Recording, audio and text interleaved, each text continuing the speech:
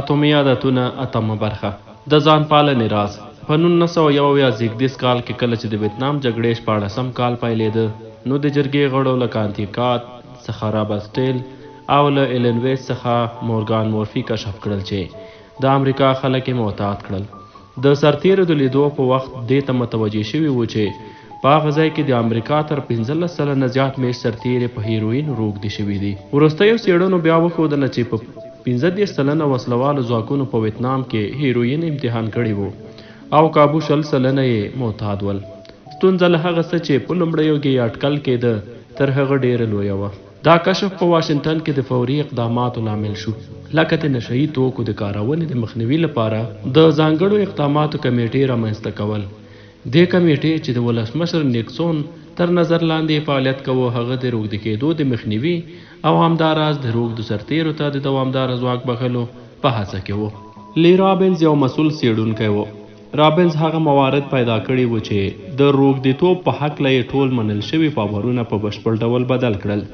هغه دې ته متوجه شو کله چې روږدی سرتیری کور ته راګرځي یوازې 15 سلنه د یو کال په اوږدو کې 12 سلنه نورې د 3 کلونو په لړ کې معتادېږي په بله وینا هر هغه 10 سرتیري چې په ویتنام کې په هیروین روږدي شوي وو کابو 9 تنو یې په یوه شپه خپل عمل پرېښود دغه پایلو د هغه وخت عمومي باور ختم کړ چې په هیروین روږدي کېدل یې یو دایمي او نه بیلیدونکی وضعیت باله د دې پر ځای رابنز دا په ډاګه کړه چې که په چاپیریال کې بنسټیز بدلونونه رامنځته شي نو د روږديتوب مسله خپل حل کېږي په ویتنام کې سرتیرو په داسې یو چاپیریال کې ژوند کاوه چې د روږديتوب اړوند توکي یې په اسانۍ ترلاسه کول او چاپیریال هم هماغسې برابر شوی و خو هر هغه سرتیری به چې امریکا ته راوګرځېد یعنې داسې چاپیریال ته به راغی چې هلته یې د روږديتوب اړوند لاملونه او اړتیاوې نه موندلې نو عادت به یې هم خپله بدلېده یعنې د چاپیریال او زمینې په بدلون سره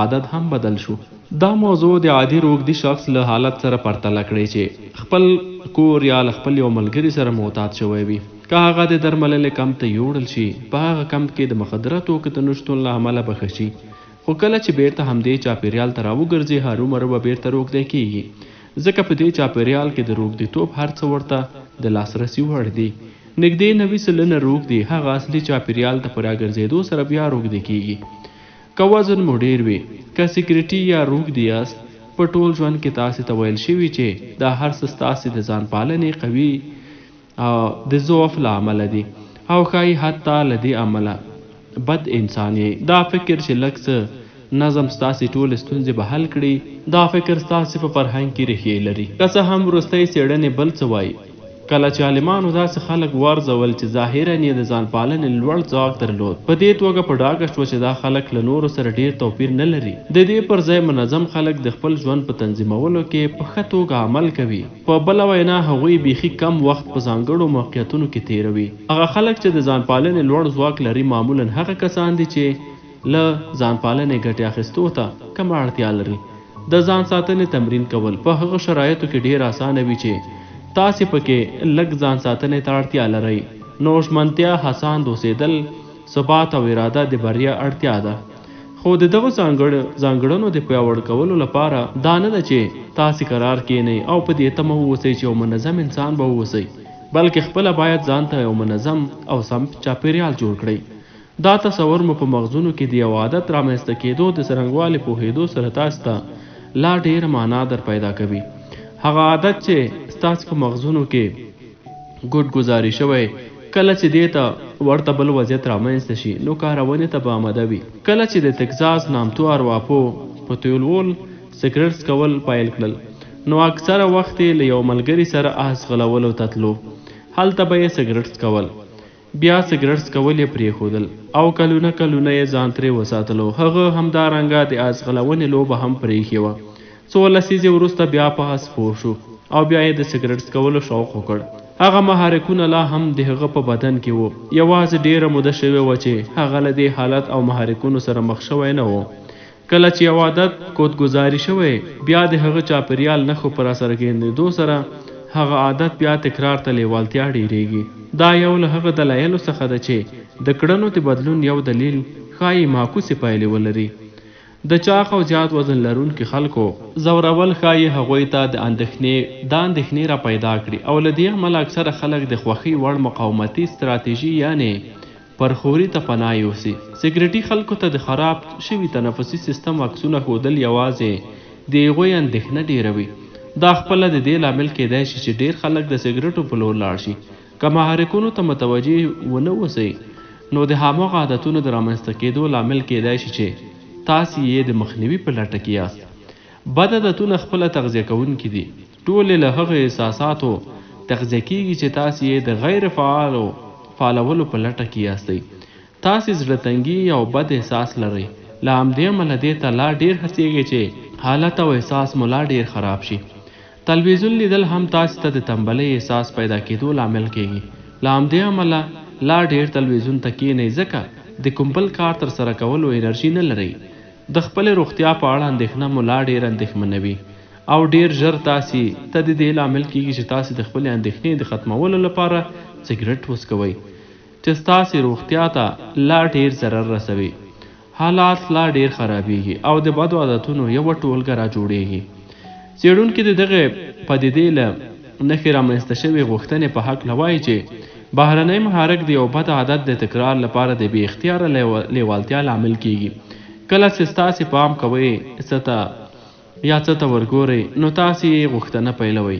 دا بهیر تل د واقع کېدو په حال کې دی او موږ اکثره ورته نه متوجه کېږو. پوهان دې نتیجې ته رسېدلي چې که د روږدو کسانو ته یوازې 10 ملي ثانیې د کوکاینو عکس وښیې نو د خوند اخیستو مسیر د هغو په مغزونو کې جوړیږي او لیوالتیا ورته پیدا کوي. دا صورت په مغزونو کې د ثبتېدو په برخه کې بیخي زیات دی. روږدي کسان حتی دومره هم تاسې ته نشي ویلی چې څه مو لیدلي دي. له همدې امله کوکاینو ته لیوالتیا دوی ډیره پیدا کوي. ټوله خبره دا ده چې یو عادت پرېښودلی شئ خو هیرول یې ناشوني دي. کله چې د یو عادت ذهني کرښې په مغزونو کې حک شي نو په بشپړ ډول له منځه وړل یې تقریبا ناشوني دي. حتی که ډېر ونه کارول شي هم او دا یعنې د وسوسو په مقابل کې مقاومت کول یوه بې اغېزې تګلاره ده. په لنډ مهال کې په وسوسو او انګېزو غالبېدلی شي خو په اوږد مهال کې د هغه چاپېریال په محصول بدلیږي چې تاسې پکې ژوند کوئ.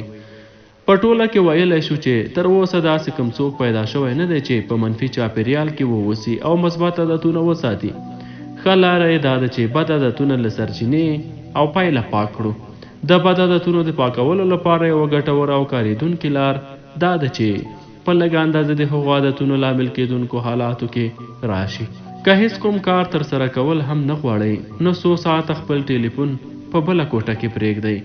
که تل ځان کم بولئ نو د ټولنیزو شبکو له تعقیب او څارنې لاس واخلئ چې ستاسې د حسادت لامل کیږي.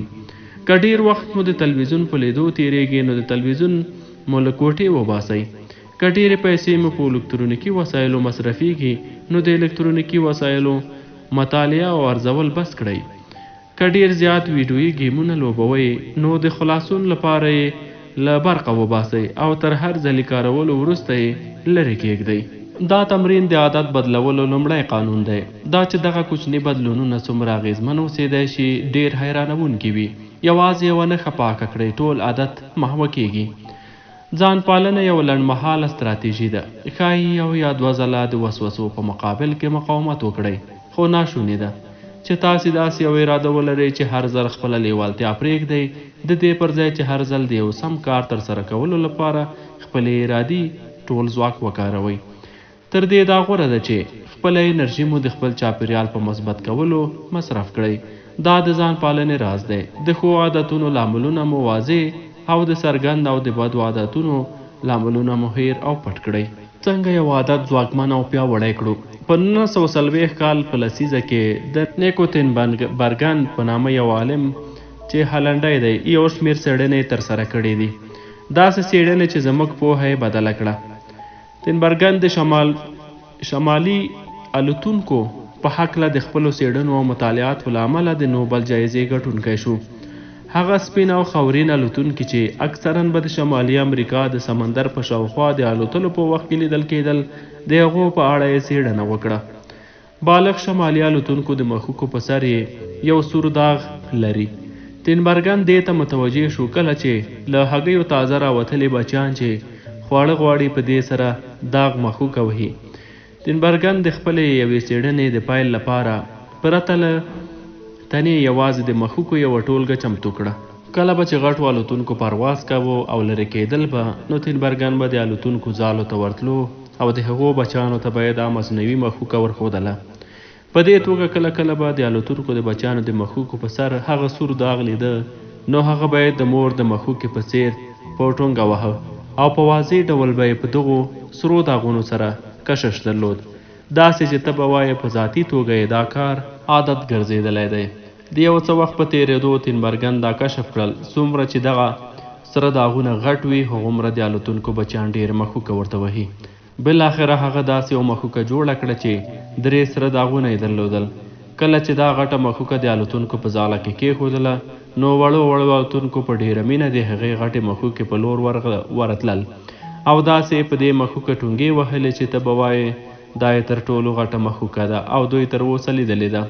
تینبرګن د هغه همکارانو همدا ډول کړنې په حیواناتو کې کشف کړې. مثلا خاورین غاز هغه الوتونکي دي چې په ځمکه کې ځاله او کور لري. کله کله د هغوی مور په ځاله کې ځای پر ځای کېږي او یو هغه یې بیرون لویږي. کله چې داسې کېږي نو کوچنی غاز د هګۍ په لور ځي او د خپلې ټونګې او غاړې په مرسته هغه هګۍ بیرته خپلې ځالې یا کور ته راوړي. تینبرګن د خپلو څېړنو په لړ کې دې پایلې ته ورسېد چې هغه کوچني غازونه چې خپل شاوخوا د بیلیارډ توپ په څېر ګرد اجسام لري د خپلې ځالې په لور ټېل وهي او خالي ځای ته یې راوړي. څومره چې دا جسم غټ وي هغومره به یې ځواب هم قوي وي. یو غاز حتی ډېره هڅه وکړه چې د والیبال یو توپ هم د خپلې ځالې په لور ټېل وهي او پرې کښېني. د الوتونکو د بچیانو په څېر دا د غاز بچیان هم له غریزوي قانونه اطاعت کوي، داسې چې ته به وایې د ټولو حیواناتو مغزونه د کړنیزو قوانینو په اساس له مخکې تنظیم شوي دي او کله چې د دغه قوانینو له لویو نقصو او بیلګو سره مخ کېږي نو مازغه یې روښانه کېږي. پوهان بیا د دغه لویې نښې فوق طبیعي محرک نوموي. دغه فوق طبیعي محرک د حقیقت تشدیده نقصه ده، لکه هغه مخوکه چې د 3 سرو داغونو یا د والیبال توپ په اندازه قوي ځواک ترلاسه کوي. انسان هم دې ته اړ دی چې د حقیقت لویو ښودل شویو نسخو په دام کې ولویږي. د بیلګې په توګه شور او انګیزه د بدن د مکافاتو سیستم په هیجان راولي. د وحشي ژویو په ژوند کې تر 100,000 کاله ښکاره او خوراک لټولو وروسته د انسان مغزونو وده وکړه او بشپړ شول چې د مالګې بورې او غوړیو لپاره یې ډېر ارزښت ومانه. دا ډول خواړه معمولا ډېره انرژي لري او د انسان د نیکونو په زمانه کې په سختۍ موندل کېدل. کله چې تاسې په دې نه پوهیږئ چې بیا به په کوم ځای کې خوراک کوئ، نو تر وروستي حده خوراک کول تاسو ته د ژوند د پاتې کېدو اصلي ستراتیژي ده. نن تاسې له انرژۍ او کالورۍ ډک چاپیریال کې ژوند کوئ. خواړه ډېر دي خو ذهن ملا هم داسې انګیري چې دا یو کمیاب شی دی. مالګې بورې او غوړیو ارزښتمن بلل نور زموږ روغتیا لپاره ګټور نه دي، خو دا لیوالتیا لا هم ځای پر ځای ده، ځکه د مغزونو د مکافاتو مرکزونه کابو 50,000 کاله کېږي چې لا بدل شوي نه دي. نننۍ خوراکي توکي زموږ له پیړیو مخکینیو تحریکي غرایزو پورې تړلي دي. د خوراکي علومو اصلي هدف د داسې محصولاتو تولیدول دي چې د مصرف کوونکو لپاره ښکلي او ګټور وي. ګڼ شمېر خوراکي توکو تولیدونکو کمپنۍ په میلیونونو ډالر مصرفوي چې د خپلو مصرف کوونکو رضایت او خوښي ترلاسه کړي.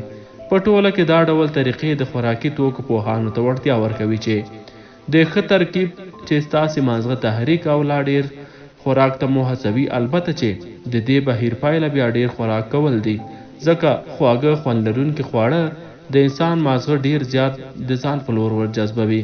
لکه د اعصابو نامتو متخصص سټیفن ګانټ د خوړو او چاقۍ په هکله وایي، موږ ځان ته د ضرر رسولو په برخه کې بیخي استادان شوي یو. نوې خوراکي صنعت او د هغه پرخوري عادتونه چې رامنځته کړي دي ټول یوازې د کړنو د بدلون دویم قانون یوه بیلګه ده چې وایي عادت مو ښکلی کړئ. څومره چې یو فرصت یا امکان ښکلی او ښه وي، هومره ډېر د دې احتمال شته چې دا فرصت په عادي ډول بدل شي. خپل شاوخوا چاپیریال وګورئ. ټولنه له داسې مهندسي شویو نقصو ډکه ده چې زموږ د نیکونو د هغه وخت دنیا په پرتله ډېر ښکلي دي. د جامو پلورنځیو په ویترینونو کې ښایسته او ښکلې جامې ایښي دي. لایکونه چې ټولنیزې رسنۍ د څو دقیقو په لړ کې موږ ته راکوي ټول تر هغو تعریفونو او تمجیدونو ډیر دي چې په کور او کارځای کې له موږ سره یو ځای شوي دي. د پورن انلاین داسې تحریک کوونکې صحنې په چټکۍ سره یو ځای کوي چې په واقعي نړۍ کې تکرارول ناشوني دي. تبلیغات ټول د قوي نورپردازۍ، ښه حرفه‌ایي سینګار او فوټوشاپي ایډیټونو په اساس تولیدېږي چې په نهایي برخه کې د یو عادي انسان په څیر عادي ښکاري. دا او دې ته ورته ګڼ شمېر نور مسایل ټول د نوې نړۍ د ماورا طبیعي محرکونو بیلګې دي. هغوی په داسې مواردو کې اغراق کوي چې هغه حتی په طبیعي برخه کې هم زموږ لپاره ډیر ښکلی او خوندور دی. د دغه ټولو د اغیزې په پایله کې زموږ غرایز او غوښتنې زموږ له واکه وځي او موږ یو شمېر افراطي عادتونه لکه پیرودلو، په ټولنیزو شبکو کې بوختېدلو، پورن ډیر خوراک او ګڼ شمېر نورو افراطي عادتونو په لور زموږ هڅونه ده. تاریخ ثابته کړې چې راتلونکي فرصتونه او امکانات به د نننیو فرصتونو او امکانات په پرتله ښه او ښکلي وي او خوندور به وي. اوسني حالات په اساس مکافات، غلیظ او محرکونه ډیر غلطونکي کیږي. نوې خواړه د طبیعي خوړو له کالورۍ ډکه شوې بڼه لري. قوي څښاک د غلیظو الکولو او ځینو میوو د اوبو یوه بڼه ده. ویډیویي ګیمونه د مخکینیو لوبو لنډیز او اصلي بڼه ده. دغه خوندورې تجربې د طبیعي تجربو په پرتله په سختي مقاومت پذیره دي. زموږ مغزه زموږ د نیکونو د مغزو په څیر دي، خو موږ داسې حالات او داسې واقعیات په مخ کې لرو چې هغوی هیڅکله له داسې مواردو سره مخ شوي نه ول. که غواړئ د یوې کړنې ترسره کېدو احتمال ډیر شي باید ښکلې کړئ. د دویم قانون په هکله زموږ د ټولو بحثونو هدف دا دی چې موږ زده کړو چې څنګه خپل عادتونه پیاوړي کړو، سره له دې چې په ماورا طبیعي محرکونو د ټولو عادتونو بدلول ناشونی کار دی. هر عادت ښکلی او ښه کولی شو.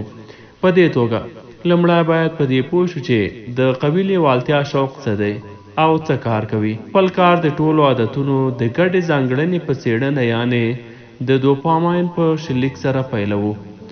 دوپامین یا حلقه انګیزي د دوپامین په نامه د اعصابو یو ډول انتقالېدونکې برخې د اندازه کولو له لارې د شوق او اشتیاق اصلي شیبه موندلی شئ. د دوپامین د ارزښت هغه وخت څرګند شو چې په 1954 زیږدیز کال کې د جیمز والټ او پیټر میلز په نامه دوو اعصاب پیژندونکو یوه ازموینه ترسره کړه چې عصبي بهیرونه یې څرګند کړل چې د شوق او لیوالتیا تر شا ډیر څه و. هغو دواړو د موږکانو په مغزونو کې د الکترونونو په کېښودلو سره د دوپامین د خپرېدو مخه ونیوله. په دې توګه موږکانو ژوندي پاتې کېدو ته خپله لیوالتیا بیخي له لاسه ورکړه. هېڅ به یې نه خوړل، یو ځای کېدل به نه، د هېڅ شي لیوالتیا او شوق یې نه درلود. او د څو ورځو په لړ کې ټول موږکان د لوږې له امله له منځه ولاړل. د نورو څېړنو په لړ کې نور پوهان هم د مغزونو په ځینو برخو کې د دوپامین د خپرېدو مخه ونیوله. خو دا ځل یې د اوبو او بورې مخلوط څاڅکي د موږکانو په خوله کې وڅڅول. د دغو څاڅکو په څڅولو سربیره پر دې چې د دوپامین ترشح کېدل بند شول، خو موږکانو بیا هم د تیر په څیر د خوراکونو خوړل خوښول، خو ډیر خواږه یې نه غوښتل. د خوند اخیستو تجربه لا په خپل ځای پاتې وه، خو له دوپامین پرته تمایل له منځه تللی و او له تمایل پرته د خوږو خوړلو عمل درېدلی و. کله چې بیا نورو څېړونکو دا بهیر په معکوس ډول ترسره کړ او د مغزونو د مکافاتو دستګاه یې په دوپامین ولړله، نو موږکانو به بېساري ډول خپل عادتونه ترسره کول. په یوه څېړنه کې کله به چې موږکانو خپل پوز په یوه جابه کې ښکته کوو، نو څېړونکو به د موږکانو مغزونو ته د دوپامین یو قوي ډز ورکاوه. بیا د څو دقیقو په لړ کې د موږکانو شوق او تمایل هومره ډیر شو چې خپل پوز به یې په 1 ساعت کې 800 ځله ښکته کوه. د انسانانو وضعیت هم تر دې ډیر فرق نه لري. څوک چې په معمولي ډول د قمار په ماشین لوبې کوي، هغوی د قمار ماشین په 1 ساعت کې 600 ځله سرخوي. عادتونه د انګیزې د دوپامین یوه راګرځېدونکې حلقه ده. هره هغه کړنه چې په شدت سره عادت منونکې ده، لکه دوا خوړل، خوراک کول، ویډیو ګیم لوبول، په ټولنیزو شبکو کې بوختېدل، او دا ټول د دوپامین له لوړو کچو سره تړاو لري. همدا قضیه زموږ ستاسې له اساسي عادتونو لکه ډوډۍ خوړلو، اوبه څښلو، یو ځای کېدلو او ټولنیزو اړیکو په برخه کې هم کارېږي. کلونه عالمان او پوهان په دې باور و چې د دوپامین یوازې خوند پورې تړاو لري، خو اوس پوهیږو چې دوپامین د عصب پیژندنې په زیاترو بهیرونو کې محوري او اساسي رول لوبوي، لکه د انګیزې، زده کړو، حافظې، مکافاتو، مجازاتو، ناسازګارۍ او اختیاري کړنو په برخه کې. کله چې د عادتونو اړوند موضوع وي نو اساسي ټکی دا دی چې دوپامین هم د خوند اخیستلو پر وخت په مغزونو کې خپریږي او هم هغه وخت چې انسان د خوند اخیستلو په وړاندوینو کې وي، هغوی چې په شرط تړلو روږدي وي له شرط تړلو مخکې په خپلو مغزو کې د دوپامین ترشح کېدل تجربه کوي. په نشهیي توکو روږدي خلک چې کله کوکاین ویني په مغزونو کې دوپامین ترشح کېږي. دا چې د هغو تر کارولو وروسته کله چې داسې وړاندوینه وکړي چې ښې پایلې او مکافات به ترلاسه کړي، نو د داسې وړاندوینې په وخت ستاسې په مغزونو کې د دوپامین د ترشح کېدو کچه لوړیږي. کله چې دوپامین ډیریږي نو د کار کولو لپاره ستاسې انګیزه هم ډیریږي. په اصل کې د مکافاتو وړاندوینه موږ او تاسې کار ته اړ باسي، دا نه چې د هغو ترلاسه کول. انسان اکثره وخت د یوې تجربې د ترلاسه کولو په پرتله د هغې تجربې د وړاندوینې په وخت ډیر ښه احساس لري. مثلا یو ماشوم د اختر ورځې د ډالۍ د ترلاسه کولو په پرتله د اختر ورځې په اړه د فکر کولو په وخت ډیر ښه احساس لري. د لویانو لپاره ښایي د رخصتۍ په پرتله د رخصتۍ په اړه د خوبونو لیدو او فکر کول ډیر خوندور وي. پوهان دغه پدیده د غوښتلو او خوند اخیستلو پدیدې له امله بولي.